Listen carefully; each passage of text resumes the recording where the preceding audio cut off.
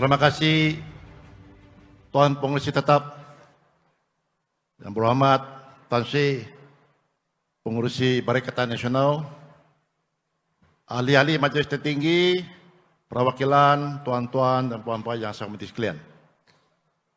Pada pagi ini saya berdiri di sini mewakili Parti Maju Sabah SAPP, terutamanya mengucapkan terima kasih kerana konvensyen ini diadakan.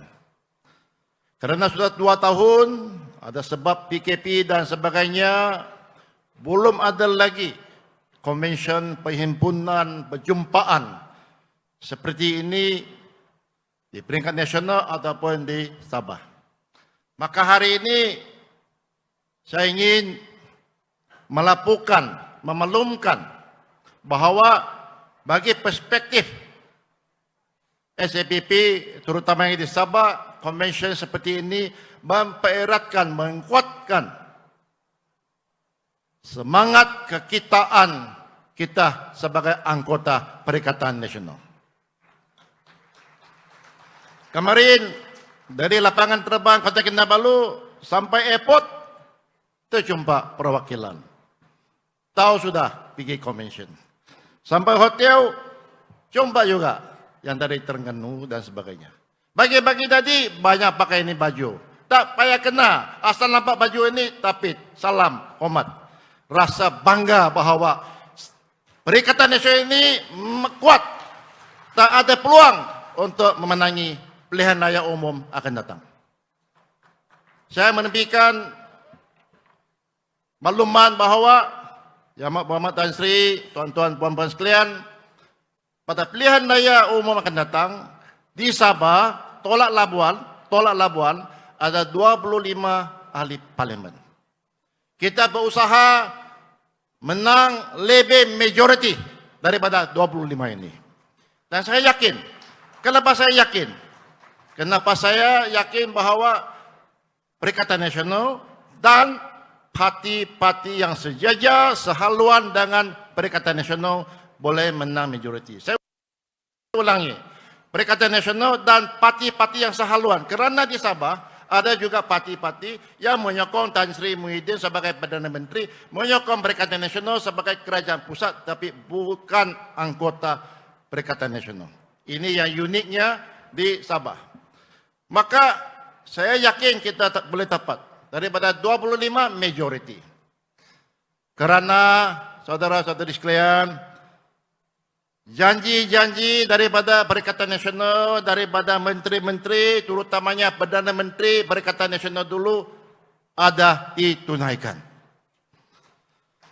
Mengapa SAPP pada tahun 2020 memohon menjadi anggota Perikatan Nasional? Satu, sebaik sahaja Kabinet Tan Sri Muhyiddin ditubuh, kita lihat televisyen, ada satu kementerian khas fokusnya untuk negeri Sabah dan Sarawak. Di antaranya pelaksanaan Perjanjian Malaysia 63. Ditubuh satu kementerian khas untuk ini. Ini memberikan keyakinan bahawa agenda untuk melaksanakan MA 63 ini ada dalam perhatian kerajaan pusat.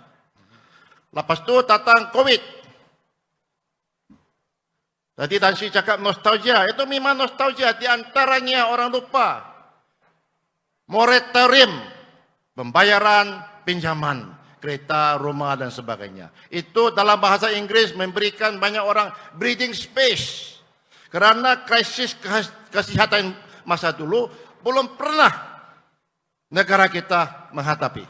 Jadi moratorium 6 bulan ini memberikan banyak peluang bagi banyak bisnes dan individu untuk menghadapi dan mengatasi cabaran pada masa itu. Itu menangani masalah kesihatan, krisis kesihatan itu merupakan satu contoh yang cemerlang, tidak dapat dipadamkan dalam sejarah. Tapi kita kena selalu ingat sama rakyat akan faedah, manfaat yang diterima rakyat sewaktu Perikatan Nasional memerintah. Seterusnya, Tan Sri cakap tadi 5% cukai jualan untuk minyak dan gas untuk Sabah. Ini dalam perlembagaan Malaysia Sabah memang berhak kenakan 5% kepada syarikat-syarikat minyak.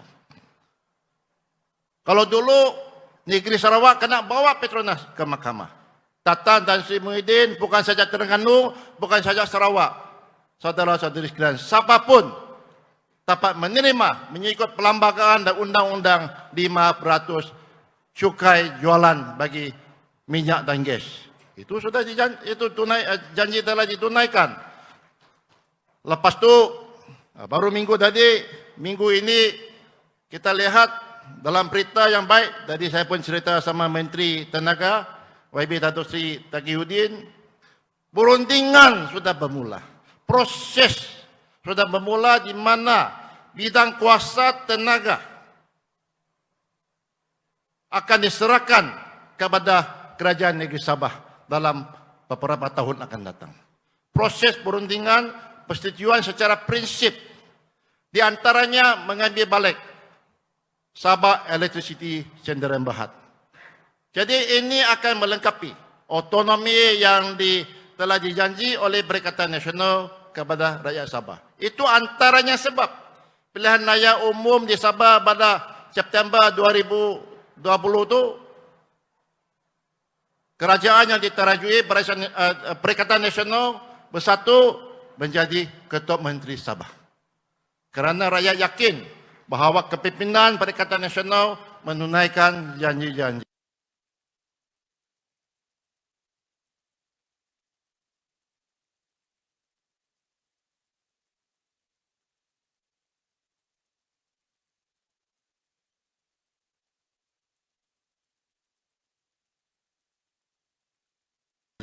Di antaranya juga bahawa sensitiviti di Sabah ini dihormati. Saya bukan sebut apa, tapi di mana ada bezanya kerajaan pusat pada waktu itu menghormati bahawa Malaysia ini bukan one size fits all. Satu syarat digunakan seluruh Malaysia. Tidak. Kerana satu daerah dia lah datuk. Kena patangan dah lah datuk ke Keningau ke lebih besar daripada beberapa negeri di Semenanjung. Jadi bukan one size fits all. Di mana ada percanggahan, ada perbezaan, ada juga di mana MKN Malaysia memberikan laluan kepada MKN Sabah. Ini memberikan keyakinan kepada rakyat Sabah ini bahawa kerajaan di bawah pimpinan Perikatan Nasional menghormati perjanjian Malaysia, menunaikan janji dan juga sensitiviti orang Sabah. Dengan itu, Tuan Speaker, sebelum saya sudah ucapan saya ucapkan tahniah kepada Perikatan Nasional kerana dapat menjalankan konvensyen ini dengan licin dan lancar. Sekian, terima kasih.